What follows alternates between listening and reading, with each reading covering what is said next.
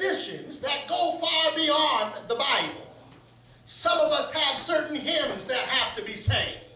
Some of us have certain prayers or processionals. Some of us have certain clothes or creeds and responses. There are certain styles of music that we only listen to. Certain versions of the Bible we'll only read. Certain hours of worship and even certain styles of preaching. For some of us, it's not a good service unless there's shouting. For some of us, it's not a good prayer unless it's read from a book. It's not a church unless it has a cross on it. It's not worship unless we've taken communion. Or it's not a minister unless they are properly dressed in a minister's wardrobe. We have our own set of rules. Have I got a witness? See, because if Jesus were here in person, when we stand up to worship, Jesus would probably sit down. When we clap our hands, he'd probably just smile. We might break traditions to remind us that the best of traditions can become meaningless rituals. Jesus will break them on purpose to show you it's not what you're doing on the outside. Many folk won't go to bed until they're on their knees praying. Well, if your salvation is based on you being on your knees, I hope you never get in an accident where you lose your legs. I doubt that the Pharisees was ready for what Jesus was about to say.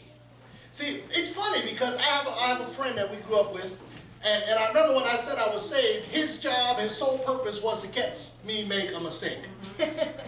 Y'all know anybody like that? You saved, I'm saved now, oh, okay. And as soon as you stub your toe, they're like, what? What'd you say? Well, that didn't sound. Y'all looking at me strange. And here they are. Jesus is supposed to be the King of Kings and the ruler of rulers. He's the King of the Jews. And he forgot to wash his hands.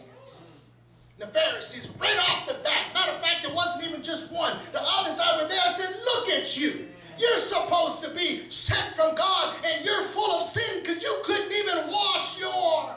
Isn't it funny that folk are so quick to point your flaws? So quick to tell you what you didn't do.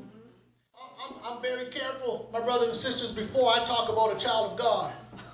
Because the response that comes to you, you might not be able to handle.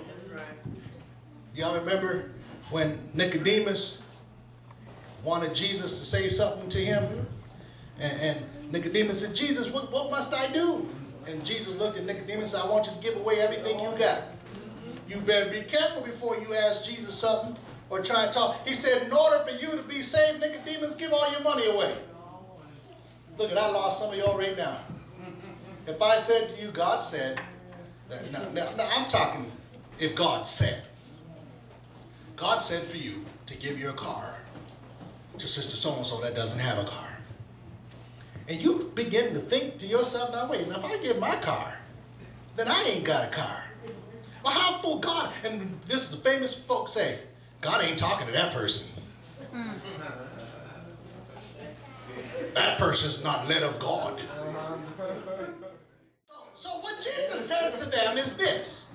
Now then, listen to this. You Pharisees. It says Pharisees. Somebody say Pharisees. You religious folk. That's what he's saying. He said, you clean the outside of your cup. And you clean the inside of your dish. But outside of your dish. But the inside, you are full of greed and wickedness. Woo, wait a minute. Are you sure you want to come at Jesus? First words. You are full of greed. Now, watch what else he says. Then he says, you foolish people. That's like cussing at somebody today, Kelly. Said, did not the one who made the outside make the inside too? But give what is inside the dish other words, Jesus said, so if you really want to be holy, you really want to be right, he said, give what you got inside to somebody else. See, we got, so, oh, Lord Jesus, that might be the word for today. There's some folks sitting in here that are having a struggle with giving up what God's telling you to give up. And the reason God won't bless you the way you want to be blessed is because you won't give up the mess God's been telling you to give up. So what he's really saying is you have a really serious problem. You're clean on the outside, but you're dirty on the inside. What he's really saying is you're so proud because your hands are scrubbed, but you don't realize your soul is filthy. What he's really saying is you look so good in external appearance, but your insides are filled with greed and wickedness. What he's really saying is what good is all your so-called cleanliness if you're rotten on the inside? That's what he's really saying. Yes, sir. What he's saying is God made you and God knows your inside. You folk that want to look like something, God knows what's really happening on the inside. You can put up a facade, you can put up a front, but God knows what's... That's why, I'm going to get in trouble. That's why I don't argue with folk no more as to who's living holy and who's not. God will bring it out. That's right. God will bring it out. He knows what you've done. He knows what you're doing. He knows where you've been. He knows who you've been with. He knows how you talk when nobody else is around. God what? No. You ain't got to impress me. I ain't nobody. You better impress. That's true. That's true. What he's saying is, why don't you change on the inside like caring about and giving to the poor instead of washing your hands all the time? You're more stuck on your traditions until you forget the purpose of being religious. All right, so according to Jesus, the principle is even more important with people. Looking good on the outside is nice, but that's not what's important. David found that out as a little boy because God told Samuel to go to Seth's house and to get the one that's going to be the first king. And Seth looked on the outward appearance to find somebody that looked like a king, that talked like a king, that had the stature of a king. And God said, the problem, Samuel, you're having is you were looking on the outside appearance. But the only way you're going to find the one that I'm calling for is you've got to look inside the heart. Can I point out something to you? The people that God used the most were the biggest sinners you and I wouldn't deal with. I just told you on Tuesday that Joshua and the people had to make somewhere to rest, and the Bible says they went to a harlot's house. Why would God send you to a prostitute? Because the prostitute knows how to minister. Hey, I'm walking, Kim. Why would God send you to a preacher that used to have murder in his background? Because the preacher knows how to perform. I lost some of y'all. See, the reason why God picks people from the world is he picks folk that he knows know how to do their job. A prostitute's job is to sell themselves. A prostitute that really wants to make money will do anything she has to do to sell herself. She'll stand on a corner. She'll get clientele.